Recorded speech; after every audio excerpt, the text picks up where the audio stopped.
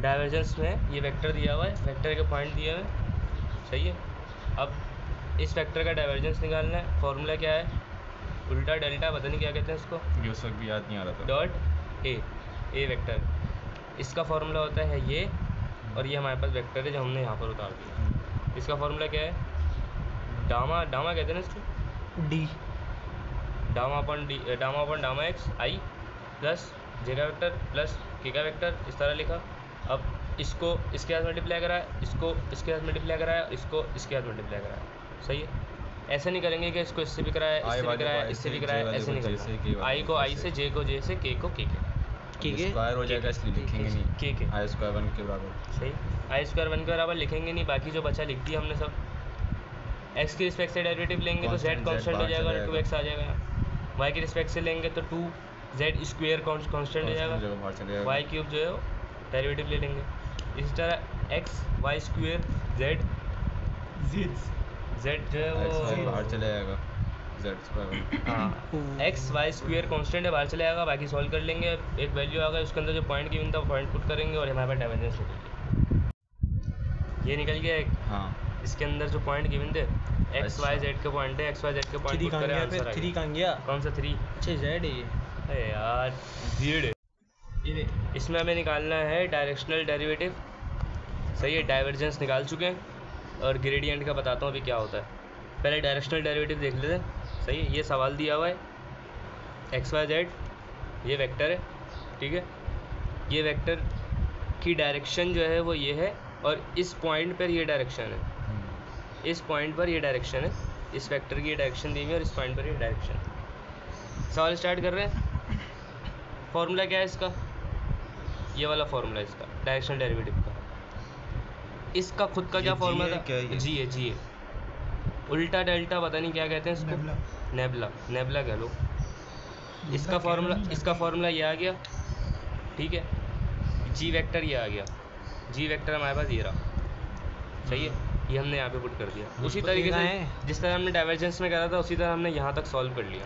तो ये तो ए अलग होता है, जी तो वेक्टर अलग होता है। अरे ए यूनिट वेक्टर अभी निकालेंगे। अच्छा। ये यूनिट वेक्टर है, यूनिट वेक्टर का अलग से फॉर्मूला होता है ये, और ये कैसे निकालेंगे, ये कैसे निकालेंगे, वो निकालने के बाद हम यहाँ पुट करेंगे, फिर आंसर आएगा। अच्छा अभी ये दो चीज़ें रखी। खैर अभी हमने खाली इतनी सी चीज़ निकाली है ये, तो ये चीज़ निकालने के लिए इसका ये फार्मूला और ये वेक्टर हमें गिवन था, हमने यहाँ पुट कर दिया। इसको इससे मल्टीप्लाई कराया, इसको वाई वाले वेक्टर से और इसको के वाले से। ऐसा करेंगे?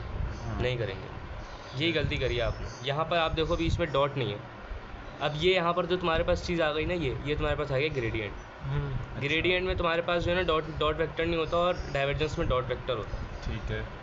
अब जब ये और ये इससे आपस में मल्टीप्लाई होगा, कैसे होगा? ये पहले इससे होगा, सही है, फिर ये फिर कहाँ चले गया, फिर जे इससे होगा, फिर के इससे होगा।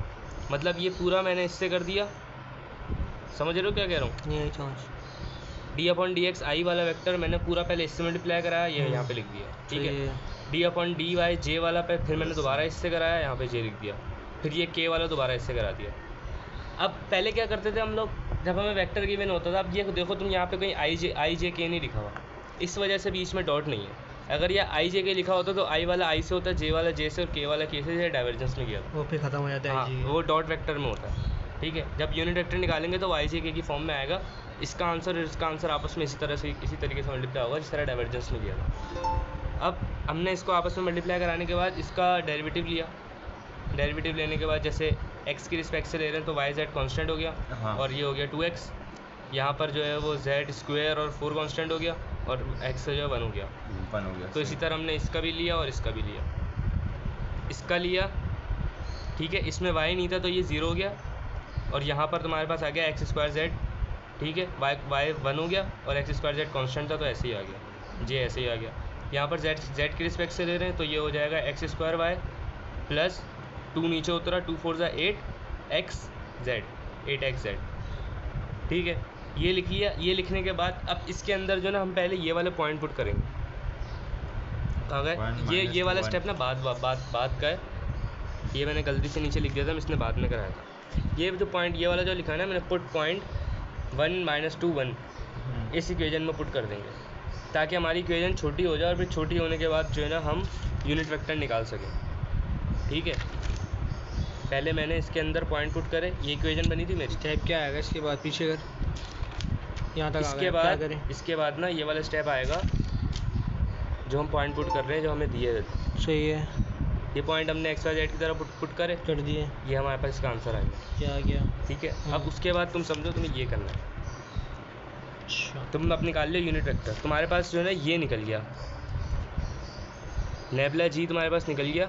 क्या निकला? ये निकला। ठीक है, अब इसको तुम मल्टीप्लाई कराओगे यूनिट वेक्टर से। अब यूनिट वेक्टर निकालना तुम्हें। यूनिट वेक्टर का फॉर्मूला क्या था? ये फॉर्मूला था। सही है, ये निकालने के लिए तुम्हें ये भी चाहिए और ये भी चाहिए। ये तो मैग्नीट्यूड है। अब ये किस चीज़ का निकालेंगे? ये इस चीज़ का निकालेंगे। सही है, इस चीज़ का पहले हम मैग्नीट्यूड निकालेंगे। मैग्नीट्यूड निकालने के लिए क्या करते हैं? वैल्यूज़ लिखते हैं, प्लस डाली, वैल्यूज़ लिखी, प्लस डाली, उसका स्क्वायर कर दिया सारी वैल्यूज़ का, अंडर रूट के अंदर मैग्नीट्यूड निकल गया। और ये वाली जो चीज़ है ना, ये चीज़ हमारा ऊपर वाला वेक्टर होता है। ये जो हमें गिवन होता है ना, ये वेक्टर जो हमें गिवन, यानी ए वेक्टर डिवाइडेड बाय उसका मैग्नीट्यूड तुम्हारे यूनिट वेक्टर के बराबर होता है।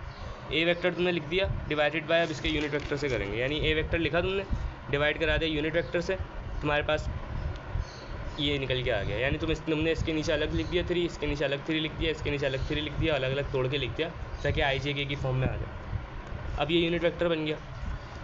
अब आ जाओ वापसी यहाँ पे। ये मेरे पास था नेबुला जी डॉट वेक्टर, और यहाँ पे हमने यूनिट वेक्टर लिख दिया। अब ये आपस में मल्टीप्लाई होंगे, आई वाला आई से, जे वाला जे से और के वाला के से। जब आई वाला आई से हुआ, आई तो 1 हो गया, लेकिन 0 इस वैल्यू से मल्टीप्लाई होकर 0 हो गया। ठीक है, इसी तरह जब 1 इससे मल्टीप्लाई होगा तो -1/3 आ गया, और 6 जब -2/3 से मल्टीप्लाई होगा तो 4 आ गया, -4।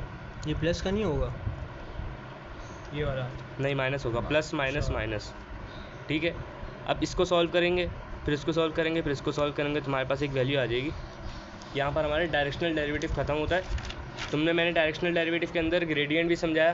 सही, ग्रेडियंट में मैंने बताया था कि ये अलग अलग मल्टीप्लाई होता है। ग्रेडियंट में तुम्हारे पास किसी भी एक वैल्यूज़ में ना आई जे के नहीं होगा, दूसरे वाले में होगा। भाई दूसरा वाला क्या है? वो ये है। समझ में आ रही है बात?